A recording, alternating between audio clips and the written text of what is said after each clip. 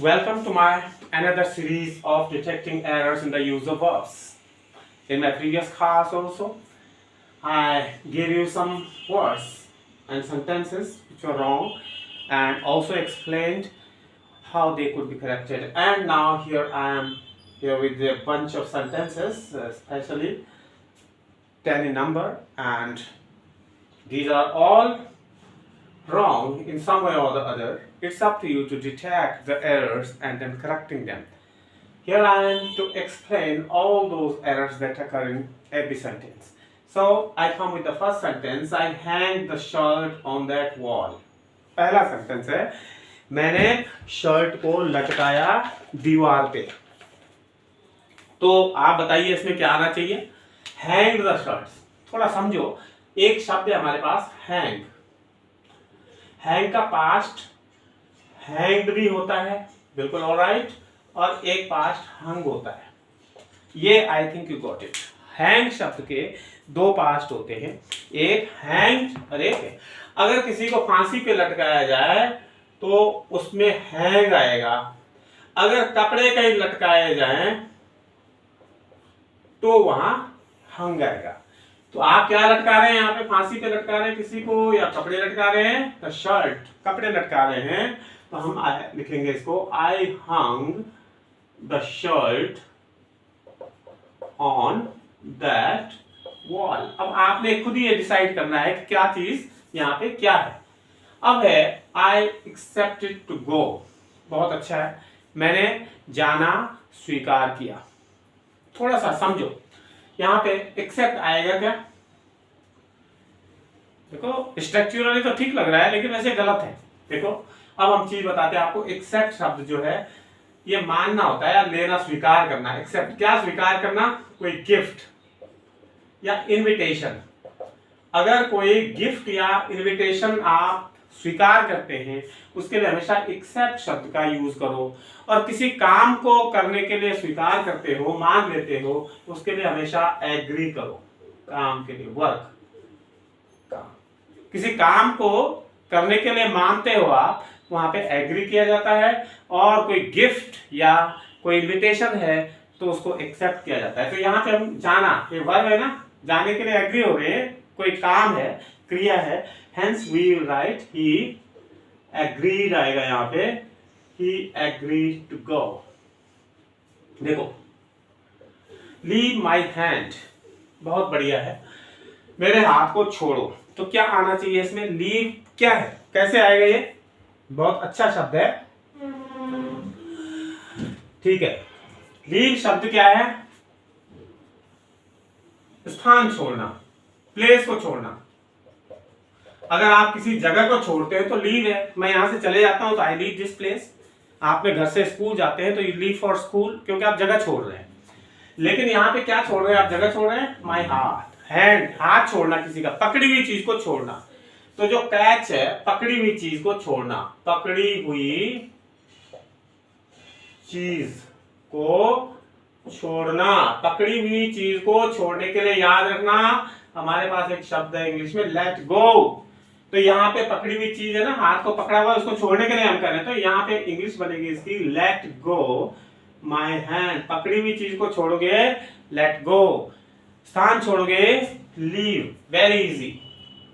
Once you have all these things in mind, your English will be as smooth as of anybody else who is the master of English. Okay. Then shun from bad company. Another sentence. Shun का मतलब होता है छोड़ना, दूर रहना. तो shun transitive है, किससे या किसको? बैड कंपनी को. तो ये क्या है? ट्रांजिटिव वर्ब है. ट्रांजिटिव वर्ब के साथ मैंने क्या बताया था पिछली वाली क्लास में? प्रेपोजिशन नहीं आता है. तो जब ट्रांजिटिव वर्ब के साथ प्रेपोजिशन नहीं आता है तो ये अपने आप ही गलत हो गया. हम इसको हटा देंगे. शन बैड कंपनी, शन बैड हैबिट्स, शन ऑल दीज बैड हैबिट्स, कुछ भी कह सकते हैं. अब देखो, I hope you will fail. समझने में लग रहा होगा ये बहुत ही गलत सेंटेंस है. आई होप, होप का मतलब होता है अच्छाई के लिए, सुखद. जब हम किसी सुखद चीज की उम्मीद करते हैं तो वहां होप लिखा जाता है. I hope you will pass. Very good. ये तो बहुत बढ़िया, I hope you will pass, अगर यहाँ पे पास होता तो बहुत सही था, I hope you will pass. लेकिन यहाँ पे होप कर रहा हूं मैं, फेल होना अच्छी चीज है क्या, बुरी चीज है? तो यहाँ पे हमेशा याद रखो, जब कहीं आशंका हो, बुरी चीज के लिए हमेशा होप नहीं लिखते, इसकी जगह पर हम लिखेंगे अफ्रेड। आई एम अफ्रेड, क्या लिखेंगे? आई फियर भी आ सकता है, आई फियर या I am afraid, I am afraid you will fail, I am afraid you will fail, या I fear you will fail. तो जब कोई बुरी चीज हो या कोई शंका हो, कोई गलत चीज की आशंका हो, वहां पे हमेशा आप बोलेंगे आई एम अफ्रेड या आई फियर। तो साथ साथ आप ये भी करो कि आपकी स्पीकिंग की भी प्रैक्टिस हो रही है इसमें, कैसे कैसे छोटे छोटे शब्दों का एक बिल्डिंग ब्लॉक बना के हम एक स्पीकिंग का बहुत बड़ा मैनुअल तैयार कर लेंगे आपके लिए। तो आपको पहले छोटे छोटे शब्द समझने कैसे करना है, आई होप कहाँ बोलना है, आई एम अफ्रेड कहाँ बोलना है, ठीक है ना। मान लिया जाए हमने आपको पूछा क्या आपका दोस्त आपके घर पे है, तो आप बोलेंगे सर नहीं है, तो नहीं है क्या है, नेगेटिव है, तो नेगेटिव में क्या बोलेंगे, आई एम अफ्रेड। जब जवाब देंगे तब बोलेंगे I am afraid is not here, right, okay. देखो, please see the plane in the sky, see क्या होता है, नॉर्मल सीइंग, आंखों से जो कुछ दिखता है, नजर जो होती है वो सी आ गया। लेकिन जब मैं ये बोल रहा हूं कि प्लेन देखो आसमान में, तो ध्यान से देखने के लिए हम इसके जगह क्या बोलेंगे, look at, please look at the plane in the sky. अब hear the song, hear the song का मतलब क्या है, hear, बिल्कुल जैसे हमारा सी था वैसे ही hear भी आ गया। सी वैसे जनरल देखना आता है आंखों से, तो उसी तरह से जनरल सुनना, जो कानों से जो कुछ सुनाई देता है, दैट इज hear। जब हम ध्यान से किसी चीज को सुनते हैं वहां पे हम लिसन लगा देते हैं, तो लिसन टू, लिसन के बाद टू जरूर लगाया जाता है, listen to the song please, right. He listened to the radio, बिल्कुल सही कहा आपने, ही ध्यान से सुनने को तो listen to का इस्तेमाल होता है, लेकिन रेडियो पे जब आप कोई चीज सुनते हैं तो उसके साथ एक चीज और लगाओ, he listened, याद रखना बहुत इंपॉर्टेंट है, listen in और लगा दो, listen into the radio।